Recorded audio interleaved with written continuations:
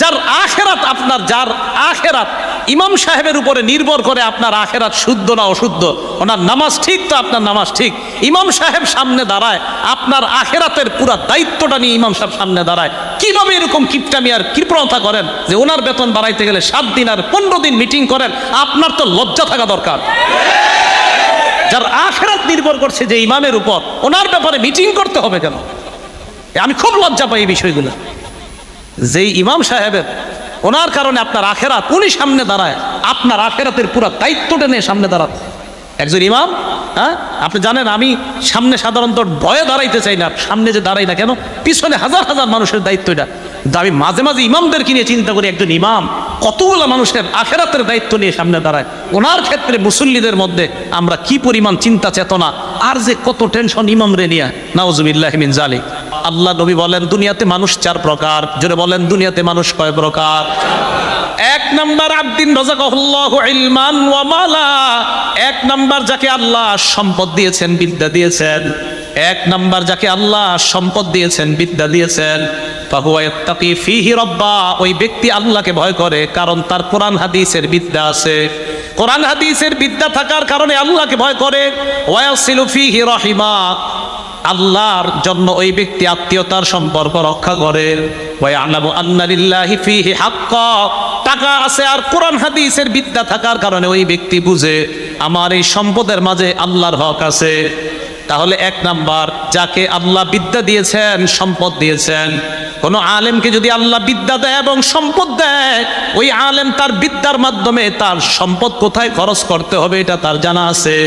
আল্লাহ নবী বলেন ফাহুয়া বিআফজালিল মানাজিল। এই ব্যক্তি সবচাইতে শ্রেষ্ঠ মর্যাদাবান ব্যক্তি হয়ে যায়। সম্পদ আছে, টাকা আছে, কিন্তু সঠিকভাবে খরচ করে, এই ব্যক্তি শ্রেষ্ঠ ব্যক্তি। 2 নাম্বার, যাকে আল্লাহ বিদ্যা দিছে, সম্পদ দেয় নাই।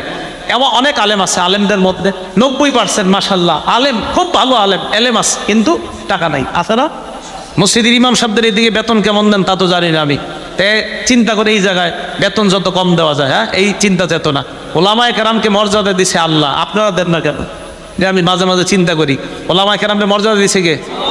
আরো জোরে কোন কিল্লা দিছে। এই জায়গায় আমরা যারা আছি ইনশাল্লাহ আমরা ইমানদার না? আর ইমানদার কিনা? আল্লাহ সূরা মুজাদালায় বলে ওয়ারফাইল্লাহুল্লাযীনা আমানু মিনকুম। এই জায়গায় আপনারা যারা ইমানদার, আপনাদের মর্যাদা আল্লাহ বাড়ায়। ইমানদারদের মর্যাদা কে বাড়ায়? আবার ইমানদারদের মর্যাদা কে বাড়ায়? এটা কারণ আছে, একটু বলতেছি। বলেন এই জায়গায় যারা আমরা ইমানদার, আমাদের মর্যাদা বাড়ায় কে? আবার এই জায়গায় যারা ইমানদার, আমাদের মর্যাদা বাড়ায় কে? আচ্ছা, এই ইমানদারদের মাঝে আলেম আসেনি?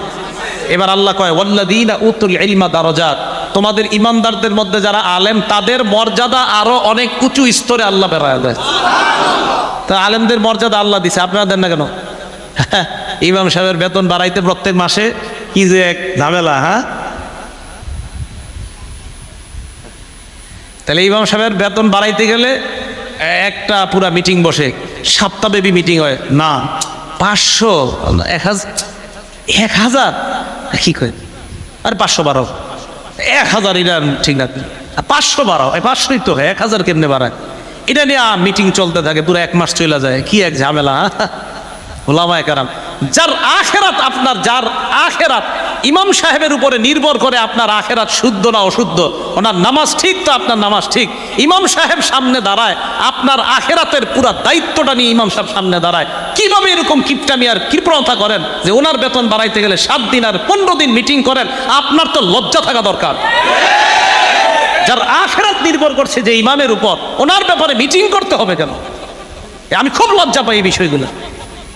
যেই ইমাম সাহেবের ওনার কারণে আপনার আখেরাত, উনি সামনে দাঁড়ায়, আপনার আখেরাতের পুরো দায়িত্বটা নিয়ে সামনে দাঁড়ান একজন ইমাম। হ্যাঁ, আপনি জানেন আমি সামনে সাধারণত ভয়ে দাঁড়াইতে চাই না, সামনে যে দাঁড়াই না কেন, পিছনে হাজার হাজার মানুষের দায়িত্ব এটা। কিন্তু আমি মাঝে মাঝে ইমামদেরকে নিয়ে চিন্তা করি, একজন ইমাম কতগুলো মানুষের আখেরাতের দায়িত্ব নিয়ে সামনে দাঁড়ায়। ওনার ক্ষেত্রে মুসল্লিদের মধ্যে আমরা কি পরিমাণ চিন্তা চেতনা আর যে কত টেনশন ইমামরে নিয়ে, নাউজুবিল্লাহি মিন জালিক। বলেন ইমামদেরকে সম্মান করবো তো ইনশাআল্লাহ? সম্মান করেন। সম্মান কেন সম্মান করবেন জানেন? ইমাম যেই জায়গায় দাঁড়ায়, ওই জায়গায় দাঁড়ায় নবীজি ইমামতি করতেন। হ্যাঁ, বলেন ইমাম যেই জায়গায় দাঁড়ায়, সেখানে দাঁড়ায় ইমামতি কে করতেন? আবার বলেন যেই জায়গায় ইমাম সাহেব দাঁড়ায়, ওখানে দাঁড়ায় ইমামতি কে করতেন? ঠিক আছে, সম্মান আরো কমানো না।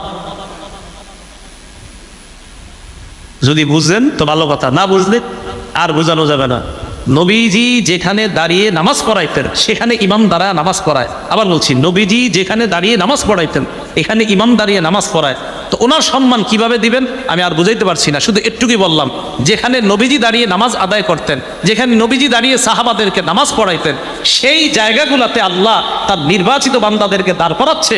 নবীওয়ালা দায়িত্বটা তার মাধ্যমে আল্লাহ পূরণ করতেছে।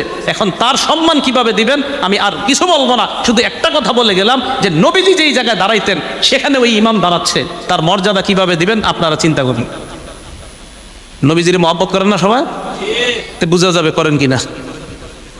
আসেন, 1 নাম্বার যাকে আল্লাহ সম্পদ দিছে, বিদ্যা দিছে, মনে আছে তো? 2 নাম্বার ওলামায়ে কারাম, এলেম আছে, সম্পদ নাই। এলেম আছে, সম্পদ নাই। তো উনি চিন্তা করে, আল্লাহ আমার যদি সম্পদ থাকতো লাবিন তো ইসলাম আলী ফুলান, আমিও তার মতো দান করতাম। আমার সম্পদ নাই তাই আমি দান করি না, যদি থাকতো আমি তার মতো দান করতাম। আল্লাহ নবী বলেন ফাজরুহুমা সাওয়া, প্রথম ব্যক্তি যেমন দুনিয়ার শ্রেষ্ঠ বান্দা, দ্বিতীয় ব্যক্তিও আল্লাহর কাছে ওই প্রথম ব্যক্তির মতো শ্রেষ্ঠ হয়ে যায়। দ্বিতীয় জনের টাকা পয়সা দান না করে প্রথম জনের মতোই নিয়ত। এবার 3 নাম্বার কে জানি? যাকে আল্লাহ সম্পদ দিছে, বিদ্যা দেয় নাই। যাকে আল্লাহ সম্পদ দিয়েছে, বিদ্যা দেয় নাই, এই ব্যক্তি এবার সম্পদ কি করে? তার সম্পদ যেমনি ইচ্ছে এমনি খরচ করে। ভারত পাকিস্তানের খেলার সময় 1 কোটি টাকা বাজি নেয়, জুয়া খেলে, তাস খেলে, ইত্যাদি খেলার মধ্যে তার টাকা নষ্ট করে। আলেমদের কাছে মাসালা জিজ্ঞাসা করে না, টাকা যেমনি মন চাই এইভাবে খরচ করে। আল্লাহ নবী বলেন এই লোকটা সবচেয়ে নিকৃষ্ট, বলে নাউজুবিল্লাহ। 4 নাম্বার যাকে আল্লাহ সম্পদ দেয় নাই, বিদ্যা দেয় নাই, পোড়া কপাল, সম্পদ নাই, বিদ্যাও নাই, এই ব্যক্তি নিয়ত করে আমার যদি টাকা থাকতো লামিল তুমি ইসলাম আলী ফুলান, ওই ব্যক্তির মতো আমিও 42 ইঞ্চি একটা টিভি কিনতাম। নিয়ত করে, টাকা নাই কিন্তু নিয়ত করে, আরে আজকে আমার থাকলে বুঝাই দিতাম, আপনি এই শোরুম থেকে টিভিটা নিতেছেন, আমার থাকলে আমিও বুঝাইতাম। এইরকম নিয়ত। নবীজি বলেন ফাবিজরুহুমা সাওয়া, শেষ 2 জনের মাকাম এক, শেষ 2 জনের মাকাম এক। শেষ 2 জন নিকৃষ্ট বান্দা, প্রথম 2 জন উৎকৃষ্ট বান্দা, শেষ 2 জন নিকৃষ্ট বান্দা। সবার মনে থাকবে তো এটা? তাহলে এটা নবী সব সাহাবাদেরকে মুখস্থ করাইছে হাদিসটা। 1 নাম্বার যাকে বিদ্যা, এলেম, বিদ্যা আর সম্পদ দিছে। 2 নাম্বার যাকে আল্লাহ এলেম দিছে, সম্পদ দেয় নাই। 3 নাম্বার যাকে আল্লাহ সম্পদ দিছে, এলেম দেয় নাই। 4 নাম্বার যাকে এলেমও দেয় নাই, সম্পদও দেয় নাই। প্রথম 2 জন শ্রেষ্ঠ, শেষের 2 জন নিকৃষ্ট। আল্লাহ শেষ 2 জন থেকে হেফাজত করেন, প্রথম 2 জনের অন্তর্ভুক্ত হওয়ার তৌফিক দান। মনে থাকবে তো ইনশাআল্লাহ?